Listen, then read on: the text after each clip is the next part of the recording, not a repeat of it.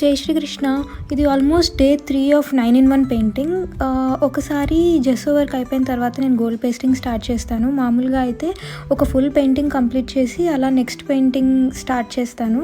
కానీ ఇక్కడ టైం తక్కువగా ఉండటం వల్ల ఫస్ట్ కంప్లీట్ 9 పెయింటింగ్స్కి జెస్సో కంప్లీట్ చేశాను.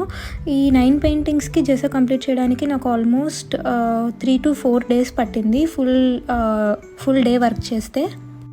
పెయింటింగ్ ప్రోగ్రెస్ చూడాలి అనుకుంటే ఫాలో చేయండి.